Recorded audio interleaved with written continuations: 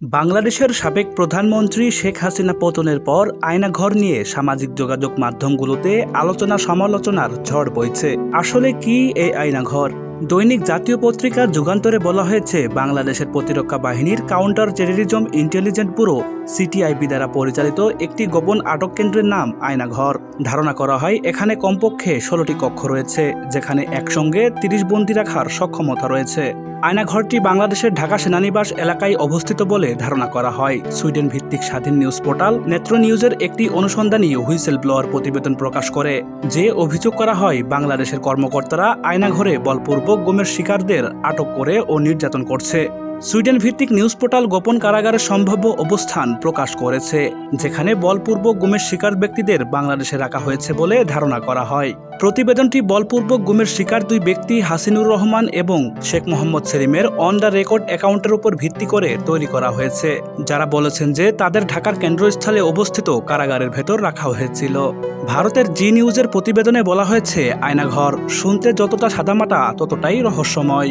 শেখ হাসিনার আমলে তৈরি এই আয়নাঘরে রাখা হতো গুম করে রাখা মানুষদেরকে। আলো বাতাসহীন একটি কক্ষ, সেখানে গড়গড়িয়ে সবসময় ফ্যান চলে। কাদেরকে রাখা হতো এই আয়নাঘরে? শেখ হাসিনার আমলে বিরোধী দলের বহু নেতাকর্মী নিখোঁজ হয়ে গেছে, যারা কোথায় তাদের কোনো খোঁজ নেই। এমনকি সেনাবাহিনীর লোকজন রয়েছে এই তালিকায়। আয়নাঘর আসলে গোয়েন্দাদের একটি গোপন বন্দিশালা বা ডিটেকশন ক্যাম্প। আনন্দবাজারের প্রতিবেদনে বলা হয়েছে, আয়নাঘর হচ্ছে গুমখানা। শেখ হাসিনার শাসনকালে 2009 সাল থেকে 2021 সালের সেপ্টেম্বর পর্যন্ত সেখানে মোট 605 জনকে বন্দী করে রাখা হয়েছিল। 2009 থেকে 2017 সাল পর্যন্ত বাংলাদেশ সরকারের প্রত্যক্ষ বা পরোক্ষ মধ্যে নিখোঁজ হন 402 জন। এ তথ্য প্রকাশ করে ঢাকা ভিত্তিক মানবাধিকার সংগঠন অধিকার।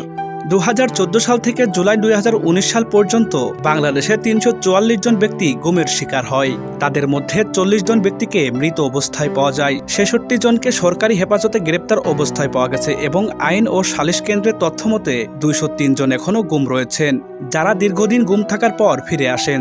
তারা গুমের ব্যাপারে মৌন অবলম্বন করেন। ধারণা করা হয় এসব মানুষদেরকে গুম করে রাখা হয় আয়নাঘরে। আয়নাঘরে যারা বন্দী থেকেছেন তাদের মধ্যে রয়েছেন নর্থ সাউথ বিশ্ববিদ্যালয়ের সাবেক অধ্যাপক ও শিক্ষাবিদ মোবাশার হাসান, সাবেক রাষ্ট্রদূত মারুফ জামান, ব্যবসায়ী অনুরুদ্ধ কুমার রায়। এছাড়াও আয়নাঘর থেকে সম্প্রতি ছাড়া পেয়েছেন বাংলাদেশি ব্যারিস্টার এবং জামায়াতে ইসলামী নেতা মীর কাশেম আলীর ছেলে মীর আহমদ বিন কাশেম, সাবেক সামরিক জেনারেল এবং জামায়াতে ইসলামী নেতা গোলাম আজমের ছেলে আবদুল্লাহিল আমান আজমি, পার্বত্য চট্টগ্রামের রাজনৈতিক সংগঠন ইউপিডিএফ এর মুখপাত্র মাইকেল চাকমা। বিচার বহির্ভূত হত্যাকাণ্ড সহ এসব ঘটনার জন্য জাতিসংঘ ও বিভিন্ন মানবাধিকার রক্ষাকারী সংস্থা যেমন হিউম্যান রাইট ওয়াচ ও অ্যামনেস্টি ইন্টারন্যাশনাল তৎকালীন বাংলাদেশ সরকারকে নিন্দার প্রস্তাব জানায়। এ সময় গুম হয়ে যাওয়া পরিবারের সদস্যরা মায়ের ডাক নামে একটি প্ল্যাটফর্ম তৈরি করেন।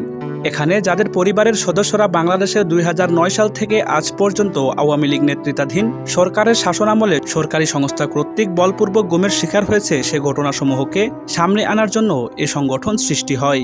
বাংলাদেশ বেসরকারি একটি সংবাদ মাধ্যম থেকে ধারণা করছে যে দেশের বিভিন্ন স্থানে এরকম আরও বেশ কিছু নির্যাতন ও আটক স্থান থাকতে পারে। উল্লেখ্য, প্রধানমন্ত্রীর পদ থেকে পদত্যাগ করে সদ্য দেশ থেকে পলায়ন করা শেখ হাসিনার বিরুদ্ধে মত সহ্য করতে পারছিলেন না, আর সেই কারণেই রাজনৈতিক বন্দীদের জন্য তৈরি করেছিলেন আয়নাঘর, যা ছিল রাজনৈতিক বন্দীদের কাছে ত্রাস বা বিভীষিকাময়। হাসিনার তৈরি বিরুদ্ধ রাজনৈতিক কর্মীদের গুমঘর, প্রতিবাদীদের কণ্ঠরোধ করার একটি উপায়। সারা দেশে ডিজিএফআইয়ের 23টি গোপন আটক কেন্দ্র রয়েছে, যার মধ্যে কয়েকটি রয়েছে ঢাকায়। 2024 সালে হিউম্যান রাইটস ওয়াচের রিপোর্ট অনুযায়ী শেখ হাসিনার ক্ষমতা আসার পর 2009 সাল থেকে তার পতন পর্যন্ত বাংলাদেশে 600টির বেশিও গুম হওয়ার ঘটনা ঘটেছে। রিপোর্ট অনুযায়ী আয়নাঘর থেকে খুব কম বন্দী মুক্তি পেয়েছেন, তবে কিছু বন্দীকে দীর্ঘ বিচার প্রক্রিয়ার মাধ্যমে মুক্তি দেওয়া হয়। অনেকেই আবার এনকাউন্টারের শিকার হয়েছেন। বাংলাদেশে এ জাতীয় ঘটনার তদন্ত প্রায় হয়নি বলেই চলে।